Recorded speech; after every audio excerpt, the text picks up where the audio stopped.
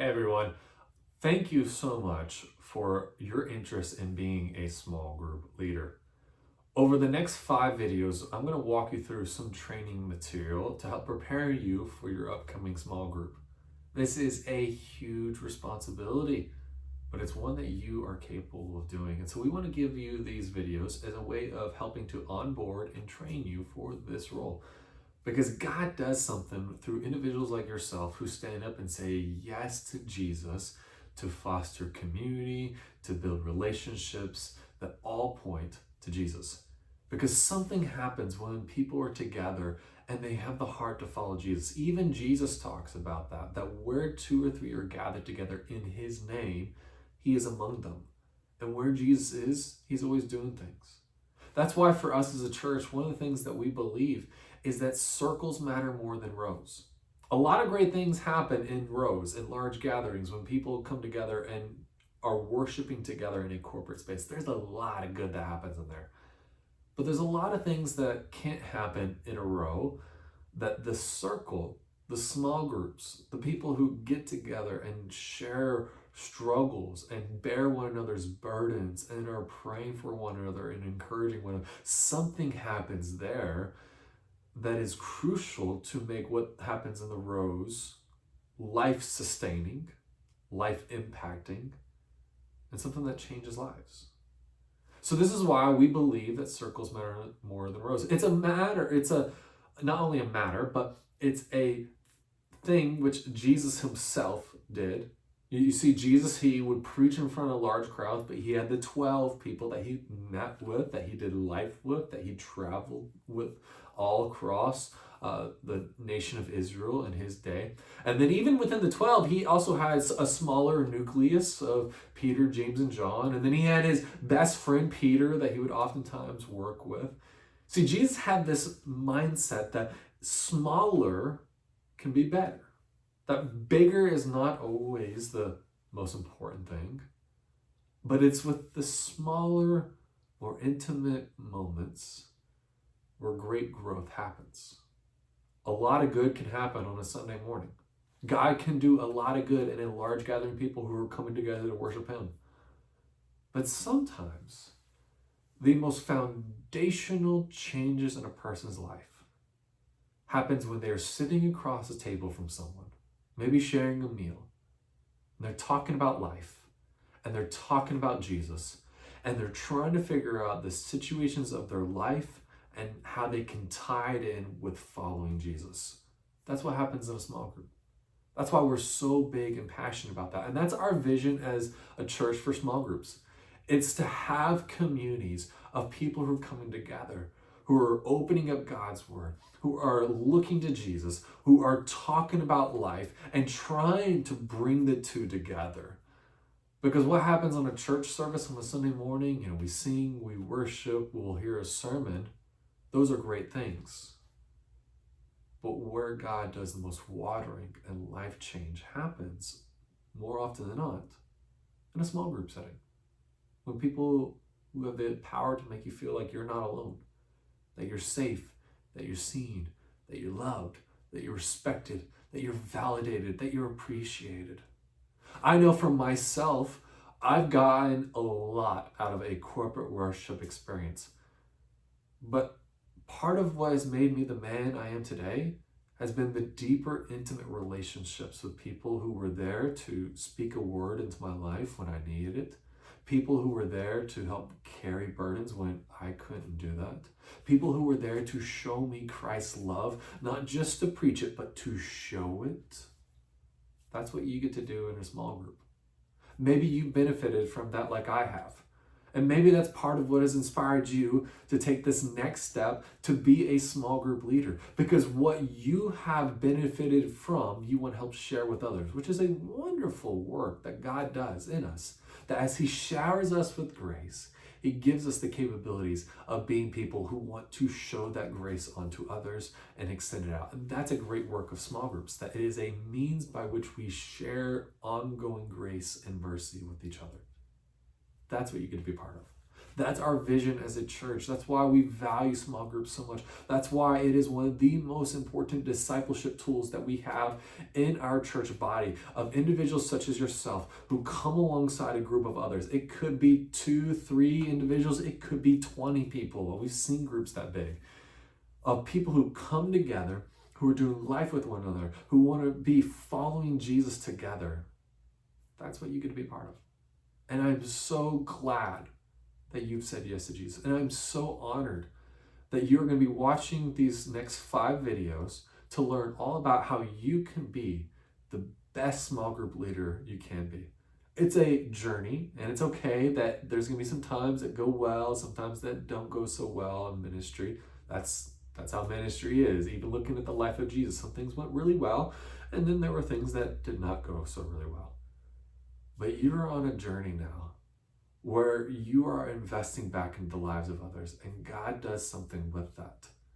And so for the next 5 videos, we're going to talk a little bit about that. Now, you may be sitting here thinking, I've said yes, but there's a part of me in my mind that thinks I might not be up for this.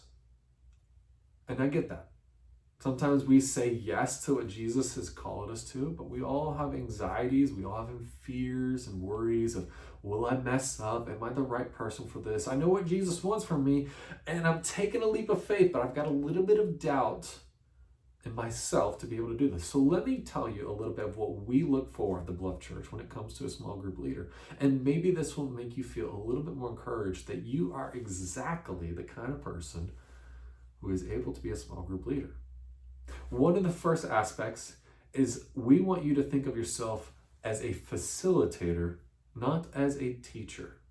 That puts a lot of pressure off your shoulders, because sometimes as small group leaders, we say no because we think, I have to be the one to come up with a lesson every week, and I have to be the one who is the fountain of all knowledge, and people must come to hear me speak.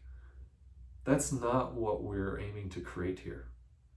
We are aiming to create individuals who are facilitators. People who are willing to say, I love Jesus. I don't have it all figured out, but I love Jesus, and I want to invite other people on a journey with me to follow Jesus more. A facilitator is someone who, one of their main goals in a small group gathering is to not be the person who talks the most, but to be the kind of person who's trying to create a community where people feel safe, seen, heard, appreciated, validated, and loved. So sometimes that means you spend less time talking and more time asking questions, asking other people for their input, getting people talking to one another, building relationships, doing what you can so that the person sitting on your left feels loved and is able to love the person sitting on your right. That's one of the goals of a facilitator. A teacher is someone who sits and they make everyone line up in rows and then they present knowledge. That's one of my roles here at the Bluff Church. I am a teaching co-pastor. And so on Sunday mornings, I stand before a crowd and I present a material. There's no real dialogue. It's all monologue. I'm presenting a word that God has led me to present to the body. In a small group setting, that pressure is not on you. That pressure is not your responsibility. Your responsibility is to be people whose main heart is to care for the people in the room with you, to let them know that you love them, to build community, to invite people on a journey with Jesus with you. So our goal, our win for you is that you see yourself as a facilitator. That means at times you have to be honest and transparent. You have to be authentic with the people in the room with you. You're not presenting a show. You're not presenting something and saying, my life is perfect, follow me. But sometimes it means confessing sin. Sometimes it means being honest about what you're struggling with, and maybe in a lesson, in a text. And some of the things that we do to help you be a more facilitator is, rather than you presenting your own lesson, we encourage you to find other resources. We have some that we would recommend as a church. Maybe it's a video series from Right Now Media. Maybe it is a podcast series. Maybe it's a book. There's so much material in the Christian world right now that you can pull from, that you can say, hey, we're going to go through this together. And it could be, more than anything, hey, we're going to walk through a Bible. or a book of the Bible together. And we're just going to ask questions as we're taking a journey. You know, a great one be to walk through the Gospel of John and take the subheadings and just walk through the journey and say, hey, you know, let's read this together. Let's ask some questions. Sometimes for us as a church, we do sermon-based material, which means we've written small group questions related to the Sunday sermon. And you can sit there and be like, hey, we're going to go through this together. Okay, we're going to listen to this sermon on Sunday morning. Then we're going to meet later on the week and we're going to have questions and we're going to read some text and we're going to have honest conversations so that what happens on Sunday might carry on. These are some of the ways we encourage you to be a facilitator so that you don't feel this pressure that, oh my gosh, I have to write out this long, detailed sermon and it has to be, you know, inspired and it has to present a life-changing truth to people. You don't have to do that. That's a lot of pressure to have. Rather, instead, we want your focus to be on the people in the room, to invite them on a journey with you, to learn something new with them, and make sure that they know that they're loved, that they're safe, that they're in a space that they can wrestle with things, they can present even doubts, and you can say, that's okay. I love you.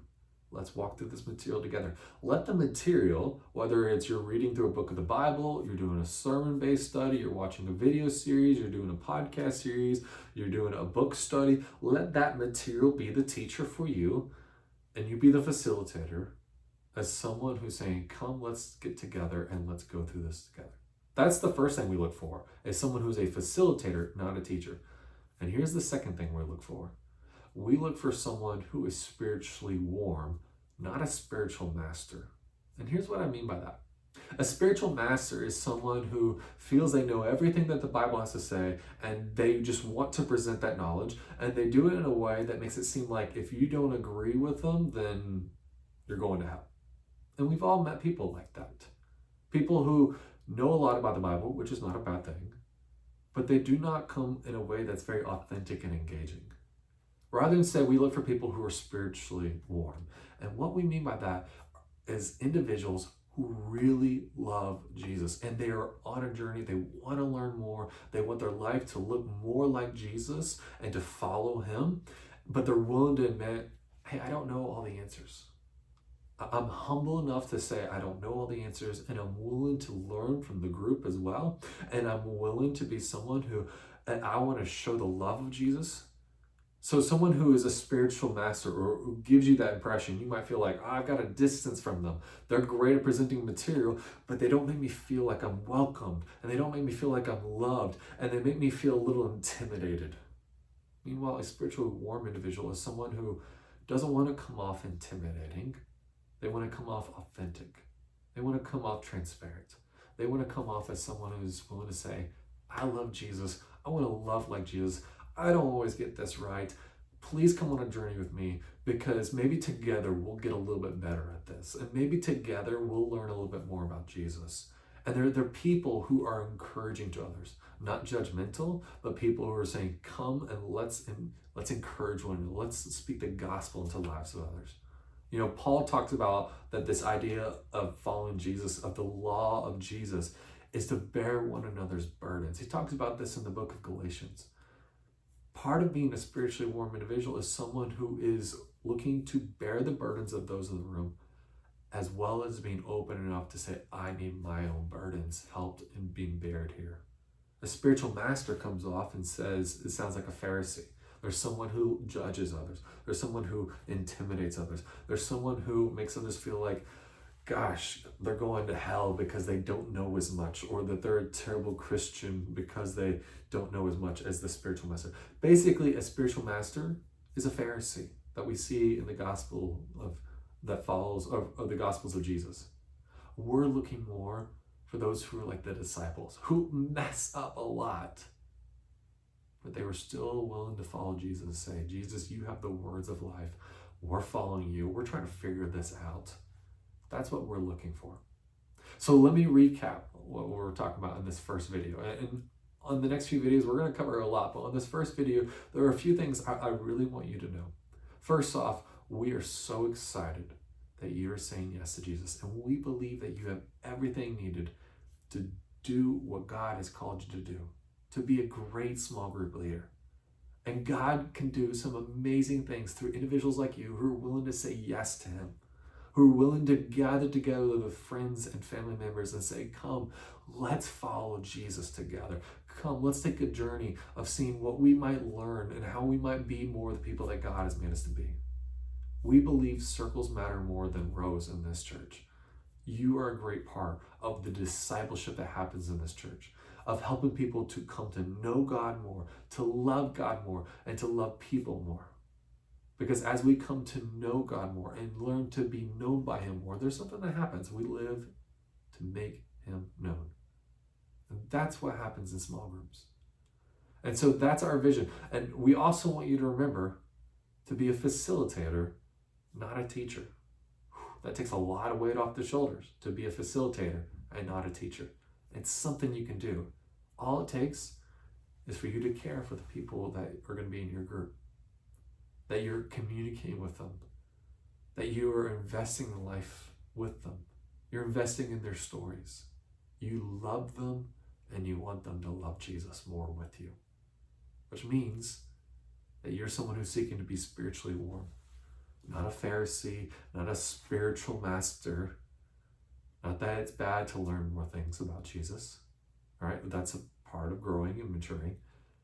But at the end of the day, your heart is to do life with Jesus, to be more like him, and to have such a impact upon others that's willing to say, I don't have this all figured out, but I love Jesus. And I want the people around me to love Jesus as well. And I want the people around me to know that the way I treat them is influenced by my love of Jesus. And I want the people around me to know that Jesus can change their life. So, God is going to do something great through you guys, my friends. I know it. That's our vision for our church. We've seen it so many times, small groups. We know that this is important. It was important to Jesus. It was important to the first church. And it's important to the Bluff Church. So we know God's going to do great things in you. And so our encouragement is, as you go through these next few videos, spend a long time in prayer. Spend a long time just seeking the heart of God, to be more like Jesus, to be a facilitator, not the great teacher of the room, to be spiritually warm, not a Pharisee. And in that space, that is good soil that you will see a harvest in time. So as we go through the next few videos, I encourage you to be praying. I encourage you to be seeking God. I encourage you to love God and love people more. Thank you guys for watching this first video.